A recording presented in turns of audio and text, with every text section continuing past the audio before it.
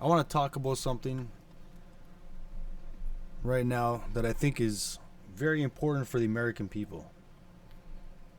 So, what has just happened right now will incite Iranians in America, living in America right now, to instantly hate Israelis almost. I can't see how an Israeli American and an Iranian American right now are going to get along in America on American soil right now.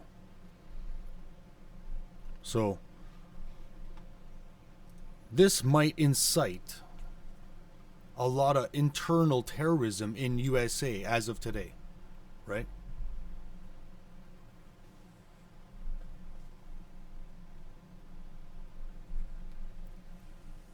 So I believe there will be more terrorism within USA, homegrown terrorism in USA due to this conflict now.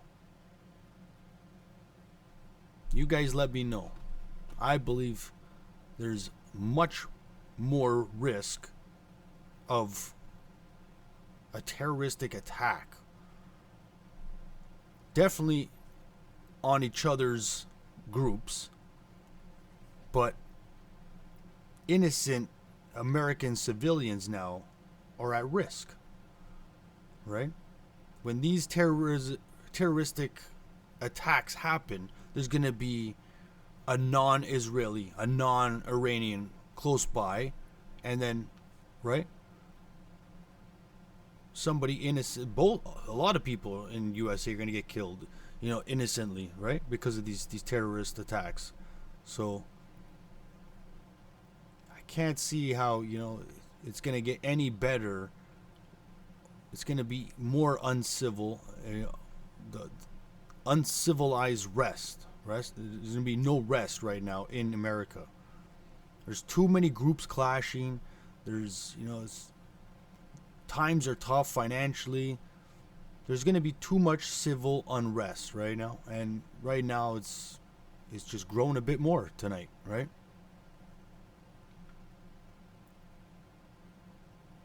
I really hope for the opposite, but I don't see it. Now moving on to Canadian news.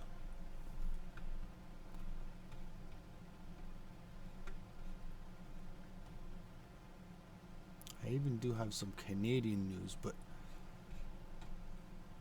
where was I here?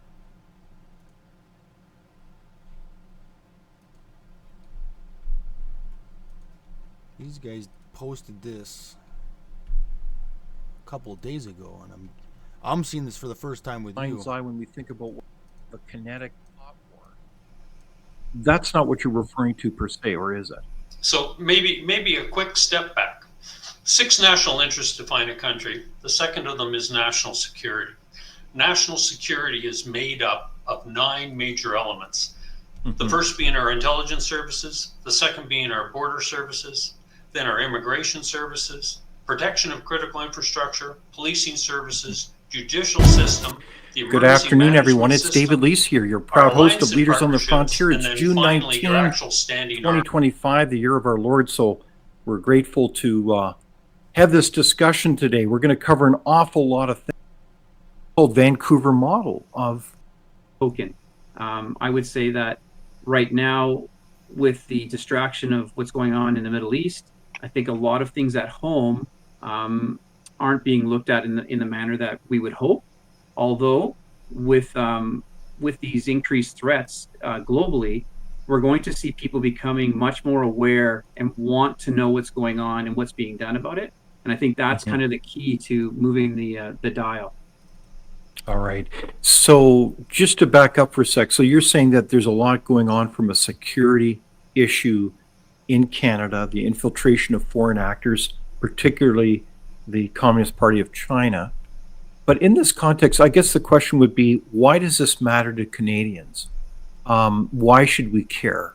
Is there a short answer to that silly question, Scott? I don't believe there is a short answer. Hybrid warfare is very complex. It's very humbling. Some people will say we're subject matter experts on a topic, and yet there's so many aspects of it where there's other people that have a lot more knowledge. I'll lean on David here. to say that I don't know everything, but I have pretty good insights and I have a good network, so I get a better understanding of some of these things. And what does it matter to Canadians? It matters in every single aspect of their life. Everything is being impacted right now, from economics to politics, and some of this is playing out in the media, and we're seeing it.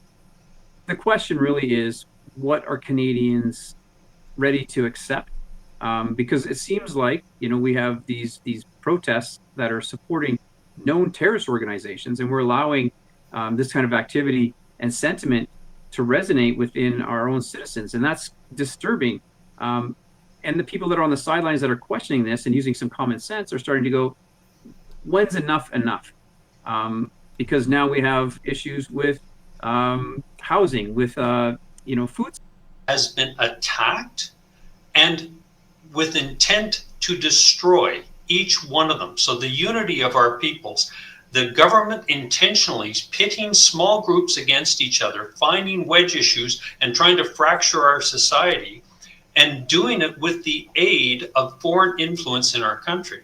Let's talk about the Chinese police stations that were discovered in our country. Let's talk about the Chinese interference in our election system. Let's talk, all under good governance. Let's talk about each one of those 6 national interests and how the lives of everyday Canadians have been impacted in each one of those 6 areas for the past 10 years by foreign actors in our country.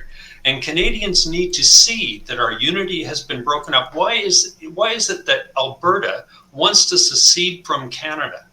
There's wedge issues being used to divide West and East in our country. They were always there, but there's really strong actors now playing vital roles trying to split our country into parts, whether it's geographically, whether it's culturally, whether it's based on religions. No matter which of the elements, our unity is being fractured. Our national security, every one of those 9 elements I listed, has been denigrated or destroyed.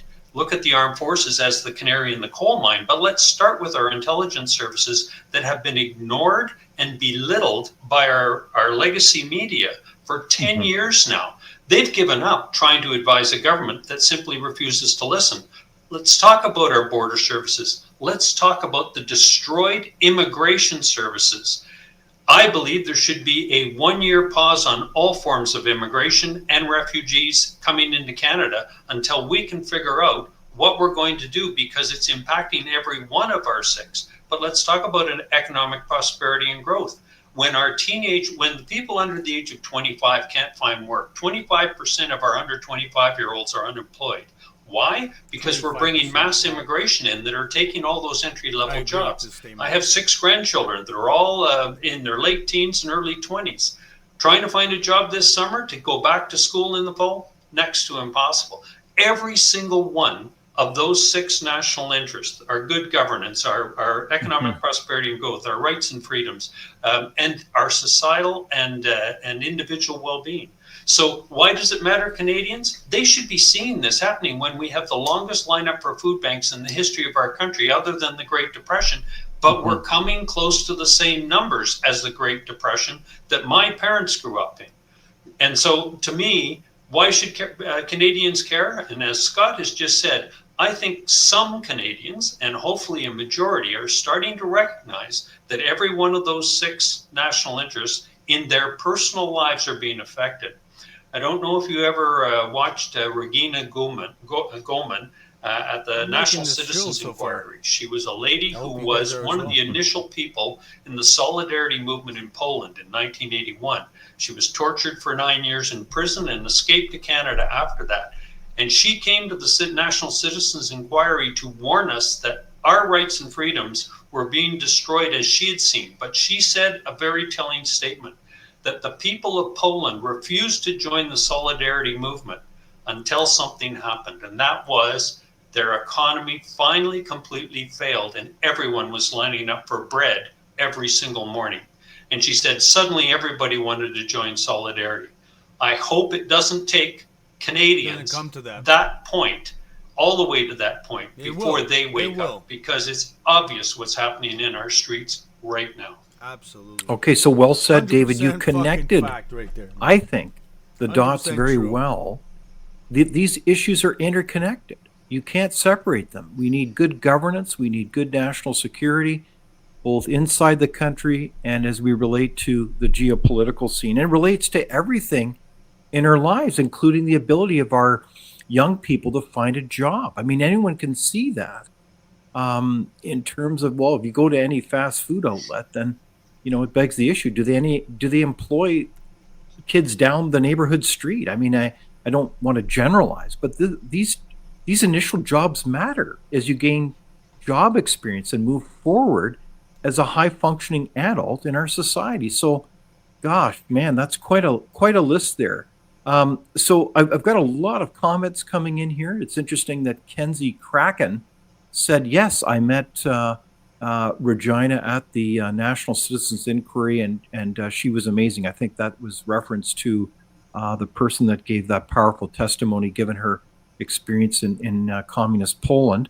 I think it's so we're in a stage here where we're reflecting on the G7 and domestic issues. And I want to highlight a very interesting meeting that was also held this past week between the provinces, the representatives of Saskatchewan and Alberta.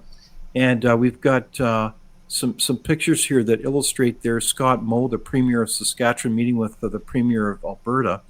And they outlined with their caucuses all in tow there. So that's quite a group. And they had this interesting summit, and I think they produced kind of a summary. Sorry to cut this guy off. Look at this post, okay? The Iranian regime is evil, but so is Trump. Trump didn't bomb Iran for the good of America. He did it because he wants to be seen as a strong man. He did it because he wants to use the war as a justification for more unconstitutional dictatorial moves here in the United States. So I agree with that, but I would cut out more, right from more unconstitutional, cut that out and paste in for more reasons to spend unnecessary amounts of money, right? That's what I would put right there. And that's true. That new big beautiful act bill, whatever the fuck you want to call it, it asks to already be asking or allowed to spend $4 trillion over the budget. I don't get that. Like, you're a guy who knows already that you're gonna overspend by $4 trillion or more. Shows a lot, right? And this war, if it goes for whatever 10 years or more than a year, right? If it goes the full 4 years, that's $4 trillion right there. Then you add all the other things that are gonna bury USA financially, right? He's gonna build all this new operations, all the coal mines, all the auto sector, auto manufacturers. He's gotta build all those buildings and stuff like that. He's got to pour money into Ukraine. He's got to pour money into the Gaza. Come on. It all adds up, right? So, he's going to overspend a lot in his term. And nothing that you're going to acquire and hold high after, you know what I mean? And it doesn't make sense. It doesn't make sense, man. I've been saying it all along. All these streams, the first thing you hear out of my mouth is this guy wants to spend. He wants to spend. Right? He had the choice.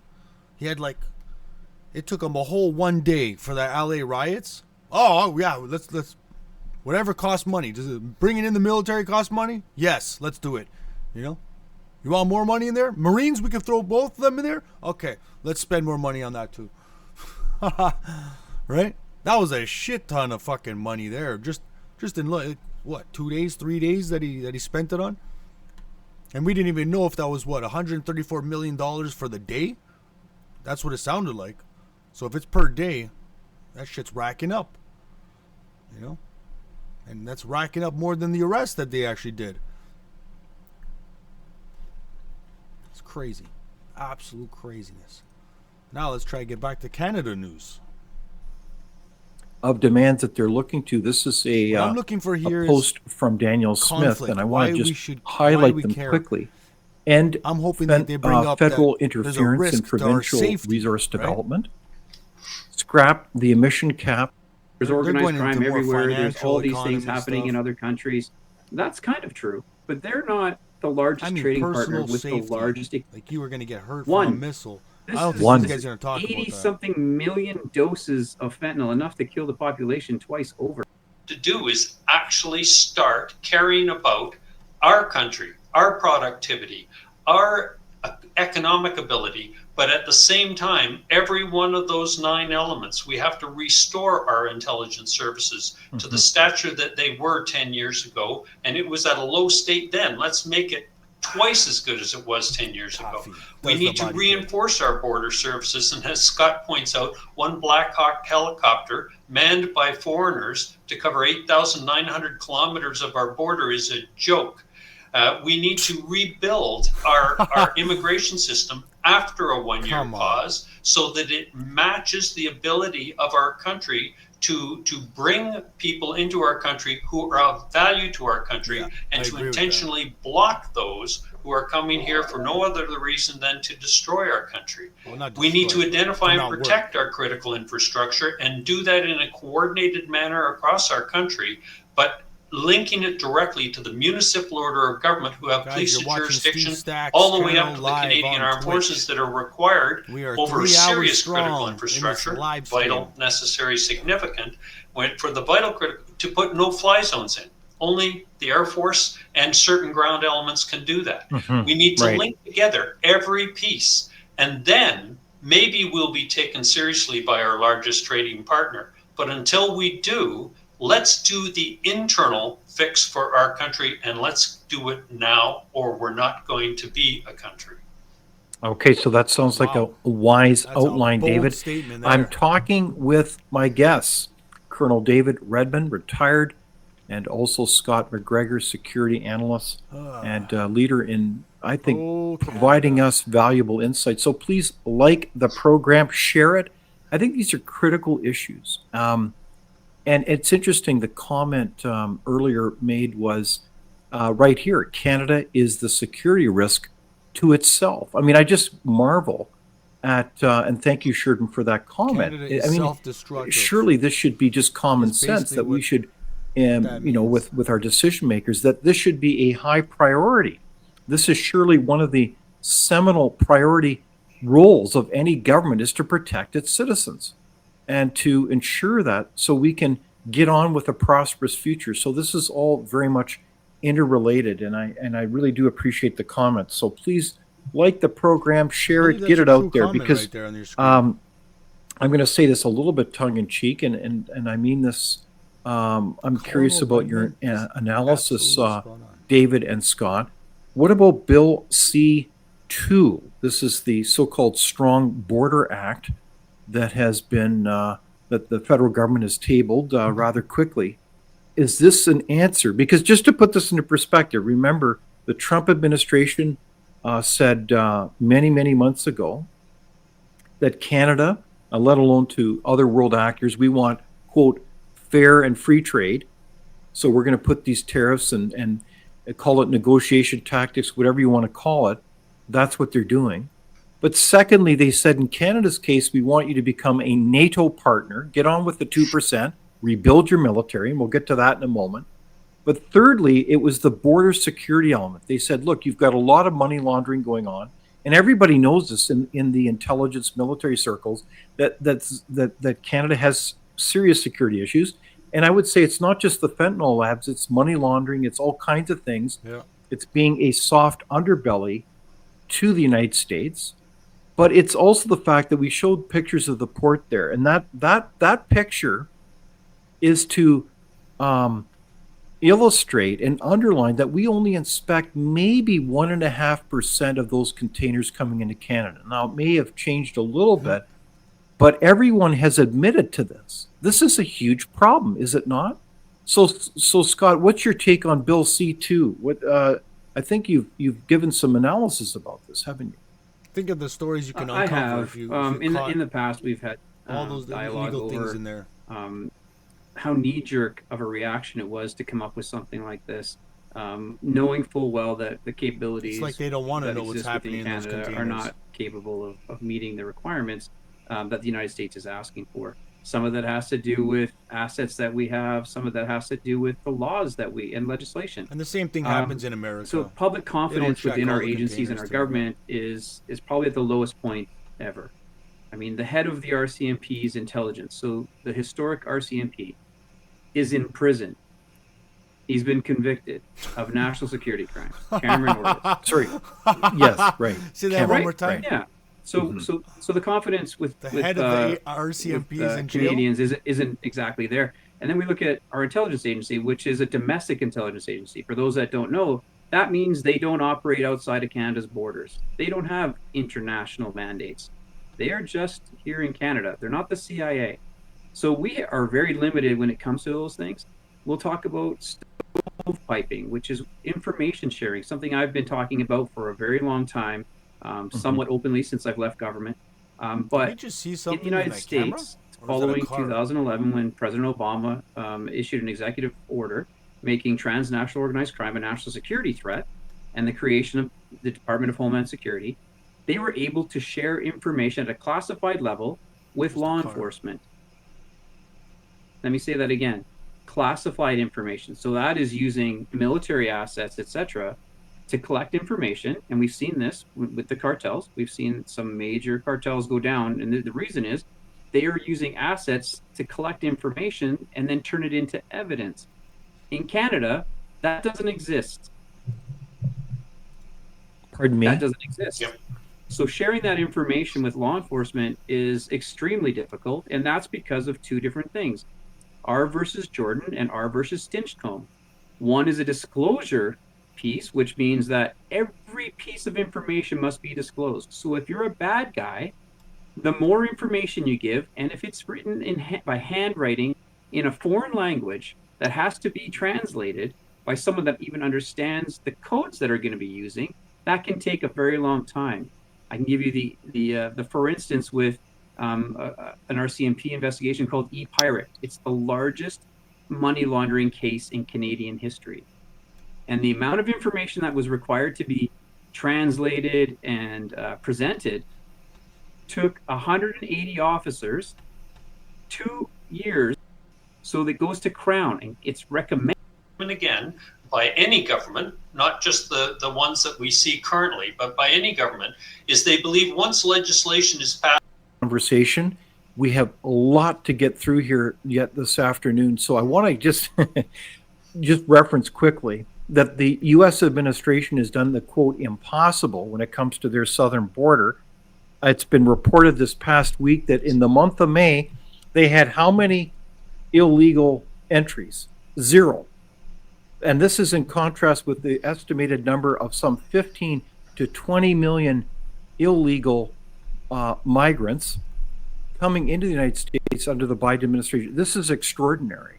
And the 3 that were apprehended were sent promptly back to their country of origin. So it's very interesting. I follow Dr. Stephen Camarado, who's the director of research at the Center for Immigration Studies. And he said, you know, this all relates back to basic behavioral analysis. And I think one of you mentioned this before, is that if you have the probability, the sense that you're going to get a speeding ticket, what do? You slow down. And so out there is the perception that the United States is managing its border, it's closed, and they're offering open doors to legal immigration. Is the same perception exist in Canada? What's the perception around our border security? Well, it's like Swiss cheese, isn't it? Isn't that the bottom line? If I can just start off with the fact, Canada's surrounded on 3 sides by oceans. So yes, some of them come up from the United States, but the vast majority of illegals that are coming into our country come in on airplanes. And so Legally. it's pretty easy to Reach their identify the state. ports of entry of the Overstay. illegals that are pouring into our country and to manage it right there and send them back. This is not an insurmountable task. Those three wonderful oceans that surround our country have always given us this huge advantage. We have chosen to deny our border services and the RCMP the right to detain and return these people. We release them daily into our public and expect them, as our minister constantly says, to voluntarily remove themselves from our country. Well, absolute lunacy. Wow. This is, I think, the definition of insanity, folks. Bad public policy serving whom? And so that's another question. Who does this serve? It certainly doesn't serve Canadians, Correct. in my humble opinion. So let's move on here. We've got a defense announcement. We know that the other big issue that was underlined by the U.S. administration was that Canada needs to get with a program, rebuild its military, meet its contractual obligation of, what is it again? Oh, yeah, 2% in NATO. Memorize that. So, this announcement made by the Prime Minister, what's your analysis? Here he is with a number of persons in tow, including Defense Minister McGuinty there. Um, I mean, I've heard this announcement before over the decades. What do you say? Is this more head fakes, or is this potential hope that we actually get the security file? David, you want to go first, and then Scott? Absolute rhetoric. Back in 2015, the Liberal government declared we were going to have 88 new CF-35s. We were going to have 18 new ships. We were going to have new equipment for the Army. In 10 years, a decade later, there was nothing. This is nothing but rhetoric. This is a public announcement because the G7 was about to happen and the NATO ministers was about to happen. What's fundamentally wrong with the Armed Forces of Canada is a complete lack of trust in Canadian citizens in the institution, which they now refuse to join. The base of any armed forces, number one, is its purpose. And if you don't define what the purpose of the Canadian Armed Forces is clearly and constantly to the Canadian public, no one will join a fractured, destroyed institution. The second most important element is people. And we know that even people that are joining are leaving within a year or 2 years because they say, once they have joined, that the institution has its priorities completely wrong. Even CBC reported that last week. So as fast as you get someone in, they walk back out the door. We have what the Minister of National Defense called a death spiral, and this government will do nothing to stop that death spiral. I can guarantee no streamer is showing you this. So again, related, well, this one's just related to the Iran-Israel conflict. This guy here, Scott Ritter here, I believe was like the head of Canada's security at one point.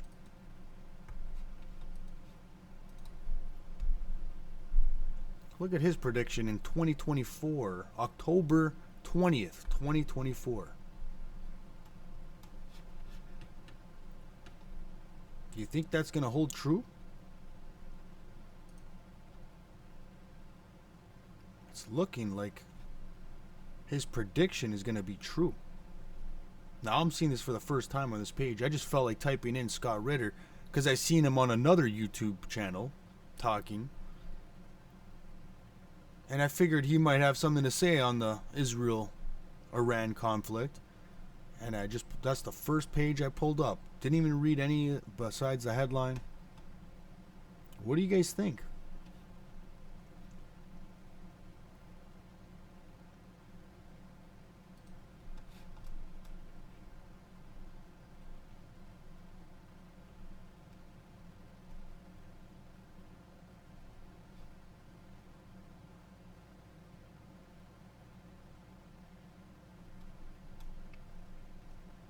And of course, this article just goes on forever.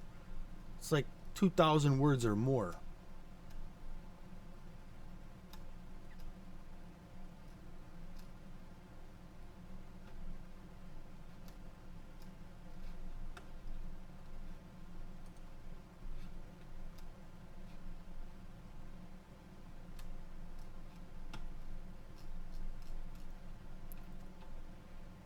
Sorry, he is the former United States Marine Corps intelligence officer, former United Nations Special Commission weapons inspector, author, and commentator. Ritter was a junior military analyst also during Operation Desert Storm.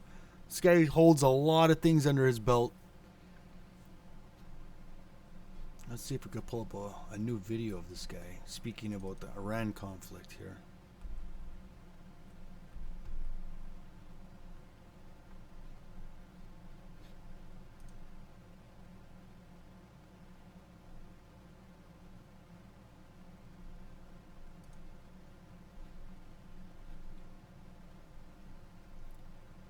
So this guy looks like he's kind of on my side with Israel at risk of being completely destroyed at some point. Especially if USA's or President Trump is going to do what he said he's going to do. He's just going to step in, send 3 bombs, and step out of the war. If that's what happens, then yeah, Israel's going to be eliminated. They can't sustain anything for more than a month, 3 months, six months, a year. There's just no possible way. Whatever happens first, the economy, just completely is gone, gonzo, fucking, or they get bombed to shit. Like, this is fucked up.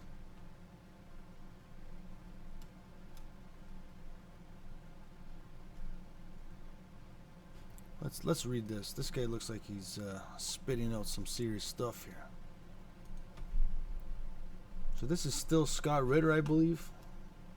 This is some bogus website, it looks like here. Countylocalnews.com, but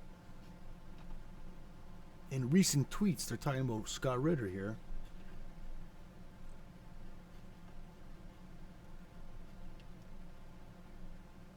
Now this guy is like me. He's neutral, right? I'm completely neutral, and I'm just spitting out the facts. I'm not picking a side here. He's just gonna say the way it is, man. Like, Iran's strategic goals. Ritter asserts that Iran should focus on breaking Israel's back, which implies a significant shift in the power dynamics of the region. The phrase suggests that Iran should seek to undermine Israel's political stability, particularly targeting Netanyahu's government, which has faced criticism for its hardline stance. By promoting internal discord with Israel. By promoting internal discord within Israel, Ritter believes Iran could potentially create an environment conducive to negotiations. Really?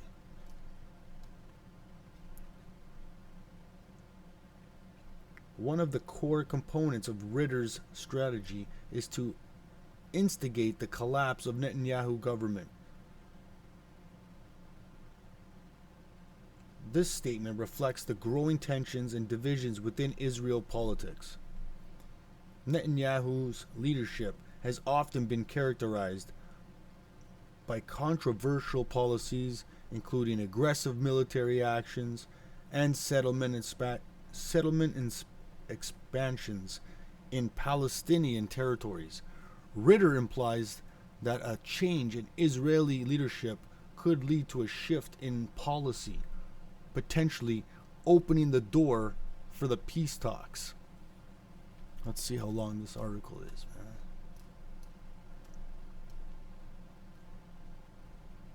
Iran needs to break Israel's back. When Scott Ritter tweeted that Iran needs to break Israel's back, he ignited a conversation that resonates deeply within the complexities of Middle Eastern geopolitics. The suggestion is not just about military might.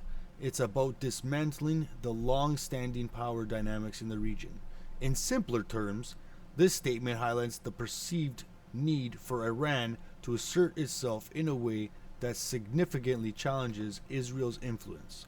Still not really stating too much in there. But this guy doesn't hold back. He usually just says it like it is. I don't know why he's dancing around what he's trying to say here. It implies that Iran, feeling concerned and threatened by its adversaries, must find a way to destabilize the Israeli government. So it sounds like they want to destabilize the Israeli government first. If they can't do that, you know. But again, it was Israel that bombed Iran first. That's out there, right? That's a fact, right?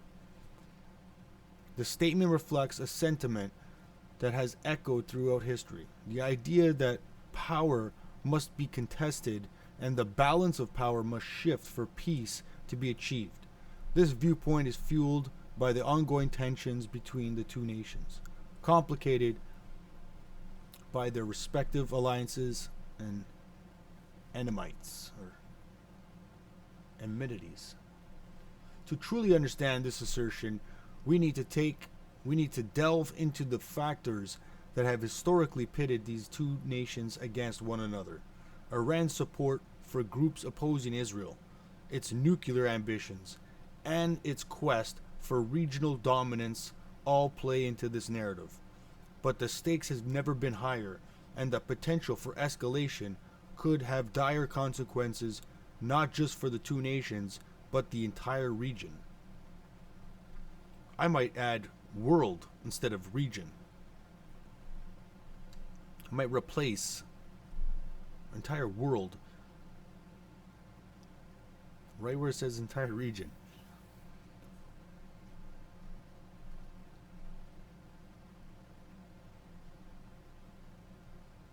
Man, this thing just goes on and on and on. Even after it said final point. Final thoughts is way up here. Let's see if Scott Ritter says anything here. Or no, I won't show here because I don't have real Scott Ritter. All right. I'll see if I can pull that up.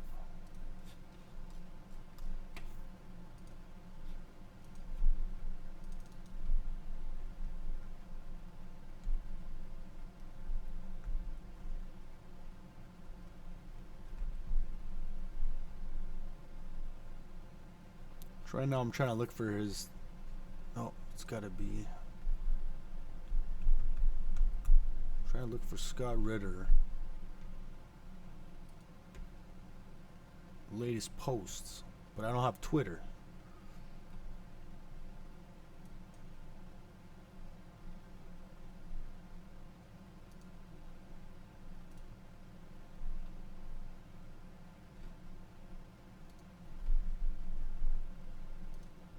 Let me go out of there. Let me kick it over to this evening. Remember, there are many targets left. Circles. Tonight.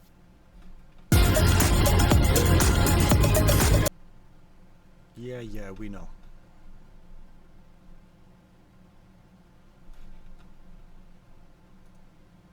No, that's not the beginning of a porn movie.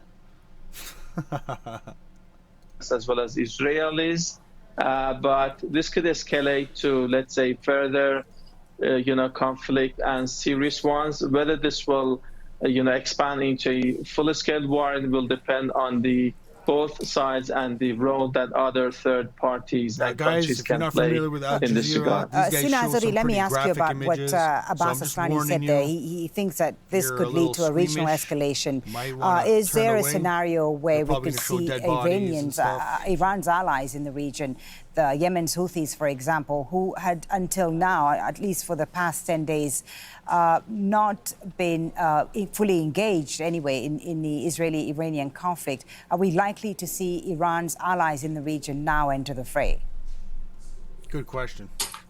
Certainly. It is not 100%, but surely Iranians can ask them to start attacking potentially American interests, Israeli interests. But we also have to keep in mind that the Houthis signed their own ceasefire with the United States. Exactly. I don't know if the Houthis would be willing to jeopardize it, but absolutely there's a possibility they could start attacking Israeli ships or any ships that goes towards it, is inbound for Israel or outbound. I have proof. It really depends on the Houthis thinking, but we also have to, again, keep in mind that Houthis are more independent from Iran than other regional friends that Iran has. Gentlemen, stay with me, both of you, Harlan Abbas Aslani and Sina Azodi. Stay with me. I'm going to bring in Harlan Ullman into the conversation to get the U.S. perspective on all of this. He's a political and military analyst, chairman of the Killowen Group, and a senior advisor at the Atlantic Council, joining us from Washington, D.C. I wanted to get your thoughts first, Harlan, on President Trump's justification of these attacks on Iran. He said that the U.S. was at risk of an imminent attack of from Iran. Do you believe that? No. And I think what President Trump decided was that this was an optimum time. I think that the intelligence community was correct in that there's no evidence that Iran is moving to develop a weapon, but it certainly has done things to move in that direction. And given what Israel has done in terms of disarming much of Iran, I think the president felt that having given warnings to Iran, now was the time to act. I think in his view, he believes that there's one deft strike who's going to be able to produce a peace agreement, or at least a negotiation. This is the way Donald Trump thinks. And I'm afraid that's not going to be the case. As I said earlier this evening, I'm afraid that this is going to be the beginning and not the end of these issues. And I can almost guarantee you tomorrow, Iran will present evidence that the Fordo installation was not badly damaged as the Americans think. And the press conference that will be given tomorrow morning, American time, with the Secretary of Defense and the Chairman of the Joint Chiefs, will show how much damage has been done and that the Iranian program has been set back. I think he's trying to say if it was a years, fist fight, possibly. The fact of the matter is, I don't think anybody will really know the extent of the damage in the United States. But this leaves open the door to a great deal of potential escalation. And one of the areas of escalation that has not been mentioned is that Iran has a very powerful cyber capacity. And I would expect cyber attacks to be breaking out. They'll be done clandestinely and overtly. But the fact of the matter is they can do a huge amount of damage. And that's one area I would look to see Iran starting almost immediately. Abbas Aslani in Tehran, let me ask you about that, and also about the damage at these three sites that the U.S. attacked, Fordo, Isfahan, and the third one. It'll come back to me in a second. But were there any preparations that were made prior to Natanz, prior to the U.S. intervention? Because there had been, of course, rumors all week long that the U.S. might get involved in the conflict and might help the Israelis attack Fordo, for example.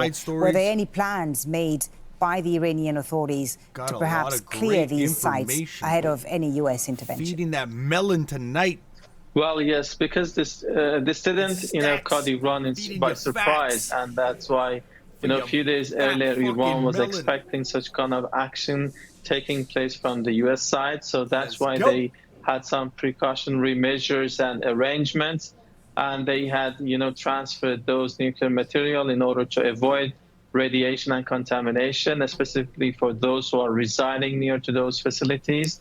And we have been hearing from Iranian officials that, those measures had been done in order to make sure that no damage will be done to those people living around, or in the vicinity of those nuclear facilities or close and nearby. And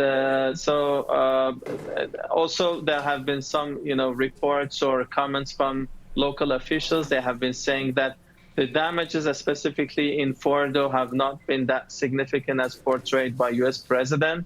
They are saying that it has been, somehow damages in the surface or the entrance of the facility, which could be repairable. Fordo has been a heavily protected and fortified underground nuclear facility. Penetrating to that facility could be, difficult. It may delay the progress and development in that facility. But comparing to that facility, Natanz and Isfahan could be, let's say, much more accessible. the amount and the extent of the damage to Natanz and Isfahan, I think, is being investigated. We have no, detailed information and precise one on those two nuclear facilities. But all in all, this may not end the nuclear industry in the country. This is what is being said by the Atomic Energy Organization in the country, as well as officials. They are saying that you cannot kill the knowledge, even by killing scientists or bombing nuclear facilities. And this may strengthen the resolve in the country in order to continue to develop the nuclear program. Sina Azodi, your thoughts about what Abbas Aslani was saying there. I mean, the Iranians would have made preparations ahead of any U.S. attack. In terms of what happens next, we've talked about the possible scenarios here. Have we? Harlan believes that this could escalate and that we're not going to see just a one-off with this operation, that this might be a bigger U.S. intervention. Is that how you see things evolving as well within the next few days? Absolutely. Everyone's thinking that. Well, yes, I agree. It's a no-brainer. And unfortunately, the president has not left Iranians with much of a choice, a safe phasing ramp, because of the way he spoke to Iranians, because of the mere strike on the Iranian homeland by the United States. Iranians will be forced to respond. But as I discussed, there are three main options that Iranians have. And absolutely, I think it has the capacity to escalate into a broader conflict in the region, which would drag the U.S. in another war. And this is something that the Prime Minister of Israel has always wanted to do. Forget my point. Forget it. Harlan, dragging the U.S. into another war in the region is what President Trump said he was not going to do. What do you think led him to this decision today? Was it Israeli pressure? I mean, if we could describe it, pressure or Israeli influence, non-stop Israeli influence on him? What led him to basically go against what many in his party had not wanted? They didn't want to get involved in further wars in the region. What do you think it is that led him to make this decision today? I think it's very straightforward. Nobody wanted Iran to have a nuclear weapon. The question was, how do you deal with that? Did you do that through diplomacy? And of course, Trump abrogated the Joint Comprehensive Plan of Action when he became president the first time. And it seems to me that's what put us on this course, because I think that the JCPOA would have was working.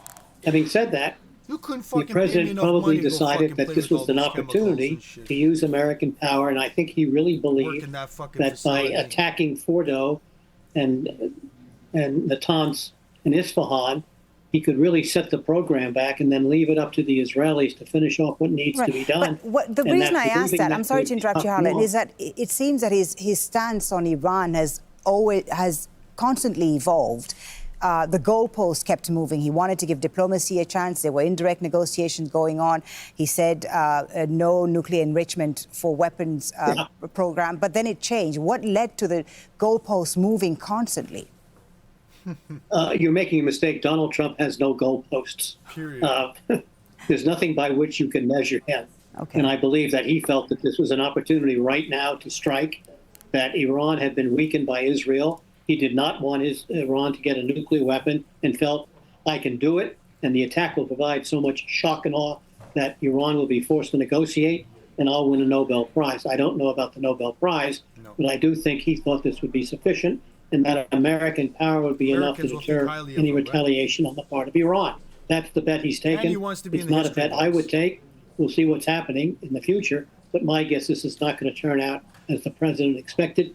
I hope it does. But I think those chances are between slim and none, because Iran will do something, it will escalate, and we'll see how far that escalation goes. Sina Azodi, your thoughts about... My bad. ...isn't going to work because eventually what he wanted was to attack Iran. Do you share that view? Well, I don't think that he really wanted to attack Iran. I think his instinct was to get a deal and potentially go for and claim that he deserves the Nobel Peace Prize. But I think that he was under pressure by the neocons and Prime Minister's supporters in the U.S. And I think at some point he lost his grip and control over the events, meaning that he tried to get a deal, but under the pressure of Prime Minister Netanyahu's friends in the U.S., I think he was forced to back down from the deal, and then to say that he solved the problem, he went back to using the military option.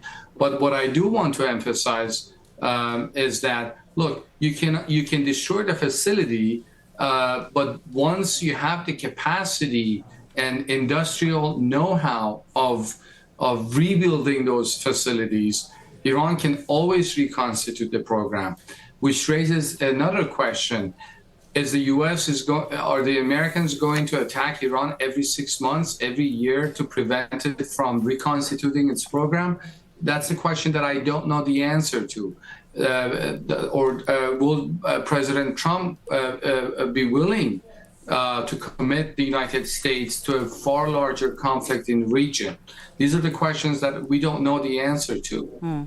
Abbas Aslani, your thoughts about what we've heard there from both Harlan and Sina Zodi, and also, I guess, you being in Tehran, perhaps get a sense of how the Iranian public is perceiving this current conflict with Israel, and now also the Americans entering it, in light of the economic strain that they've been experiencing in recent years and the risks of this becoming now a wider regional war. How is the Iranian public perceiving all of this? Right now, I'm trying to find... Well, it seems that this is not about an end game, but setting the stage and, paving the way for a new course. This will impact different calculations here in Tehran. When it comes to the nuclear program, this might impact Iran's cooperation with the IAEA, or let's say rethink its policies when it comes to the nuclear program. So far, we have no confirmation on that. What we should be expecting such kind of, let's say, changes down the road.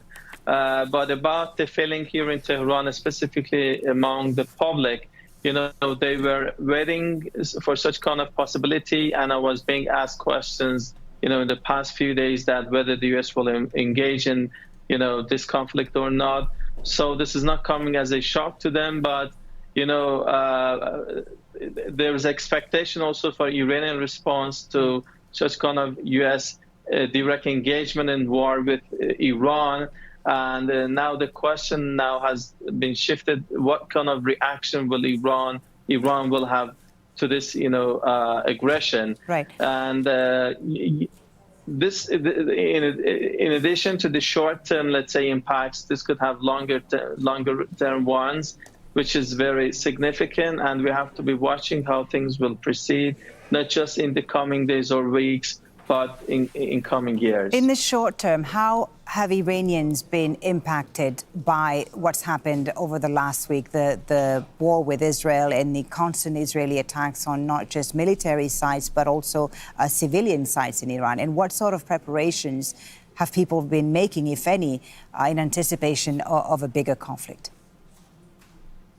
Initially, and maybe before this aggression, many thought outside Iran and many maybe inside the country thought that such kind of aggression would, provoke people to come to the streets to, protest against the government establishment. Maybe this was a calculus in Tel Aviv and Washington. But in practice, what happened here in Tehran and other cities across the country, it united people, against an external enemy or threat. And we are seeing that different walks of lives and different political factions, or those who have been even critical of the government and the system, they have been united, for a decisive response, in the past days against Israeli aggression. And this might change into, let's say, response against American one. So this has turned out to be, making the people rally around the flag. And this will, help the government, and this will decrease the chance of a regime change in the country, and this somehow will have maybe benefits in the long term for the government in terms of having the backing of the population for its policies. Abbas Aslani, your thoughts are rallying around the flag in Iran. Sina, your thoughts. Abbas talks there about a rallying around the flag in Iran. This is not what the U.S. would have wanted. We could be in a Iraq similar scenario as in Iraq and Afghanistan here.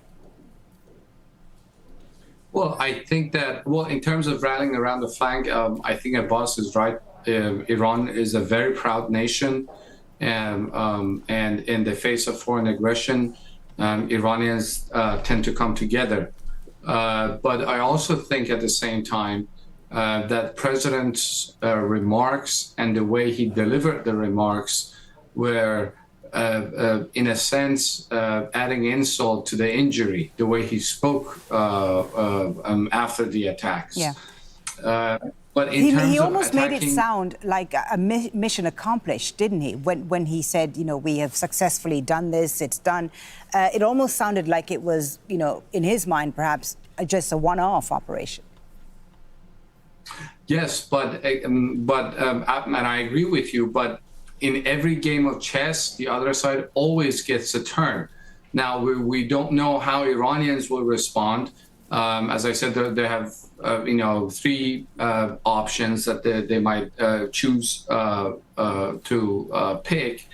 But at the same time, I do want to point out that Iran is not Iraq and Afghanistan. Iran is a much larger country, is a nation state which has historically preserved its national cohesion in face of foreign aggression.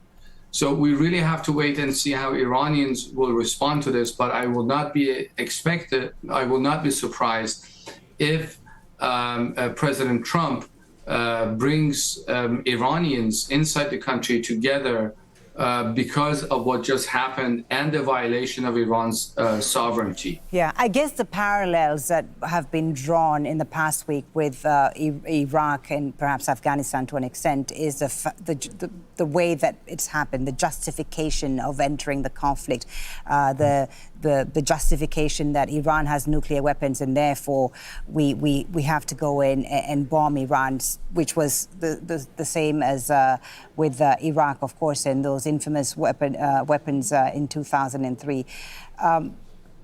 Harlan, do you share what we heard there previously about the fact that this situation cannot be compared with Iraq and Afghanistan because Iran is a completely different nation, and of course the scenarios are also different in terms of how they will respond? What are your thoughts about the parallels between Afghanistan and Iraq? Well, the parallels are simply that America did not have sufficient knowledge and understanding of what was happening in Afghanistan or Iraq. And I would argue that the United States, in this case, probably did not have full understanding of what's happening in Iran, believing that Iran was closer to developing a nuclear weapon than it really was, and that forced the action. So I think in terms of the American response, the parallels certainly with Iraq are very, very real, even though the differences between Iraq and Afghanistan and Iran are huge. But I'm afraid that we've opened Pandora's box here, and I think that the comment made that President Trump was presenting sort of a mission accomplished speech rather than speaking to the Iranian people, saying the attack was against the government to help you, was a big mistake. But make no mistake here, there's euphoria in the White House because I think right now the White House believes that this has been a daring attack. Remember, it's only 30 Tomahawk missiles and 3 B-2 bombers. Guys, think about this. Couldn't USA have just bombed them and they wouldn't know who the fuck bombed them and left it at that? Make them think Israel did that bombing. Why the fuck does Trump have to get in front of the fucking camera and let the world know it was him that did the bombing? Now you just put USA in harm's way. You put all those military bases in the Middle East in harm's way. All you had to do was bomb them discreetly or anonymously, right? Or label it Israel. Israeli, and they wouldn't know the difference, right? But you tell them that it was you, and now you just put yourself in harm's way. Think about that, man. Think about that. This guy fucking pulled a stupid move, right? He pulled a stupid. That's what he did. I hope that Iran chooses a measured response, because I don't think that Iranians can sit around and not to respond at all. I don't think they have a way out of this. Right. But I hope, for the sake of regional security and stability and preserving civilian on the American side, lives, I hope that the Iranian response is measured and aimed at reducing casualties. And it is very serious. If there are American casualties in the region, I'm afraid that the president would retaliate by escalating, and then Iran will be forced to take a further retaliatory response. And we will be, before we know it, we're going to be in a serious regional conflict that we didn't expect only a few months ago. All right, Abbas Aslani in Tehran, I'll give you the final word for this hour. You're in Tehran. How do you gauge the situation? Where do you see this conflict headed? Yes, as I think earlier Sina said, Iran has no option but to respond against this. No response is not an option now because, in the absence of any reaction to this aggression, this will be inviting further and additional attacks against the country. So Iran, in order to stop this process, will have to respond against this in order to establish a deterrence. But depending on the quality of the response, whether it's a limited one or a tough one or a middle ground, this will define the course ahead. But Iran's response is inevitable, but this might escalate into a, let's say, situation whereby both sides continue this conflict, and this might risk expansion into the region. So depending on the actions and reactions by the two sides, and let's not forget that the role by third parties will be also determining the process. They could be playing a role. So far, we have not been seeing that visible. And from Tehran's perspective, the recent talks in Geneva were supposed to be acting as a cover for this attack that was coming from the American side. So we are not expecting much from the Western side. We have to be seeing other powers, how do they react to this. But the risk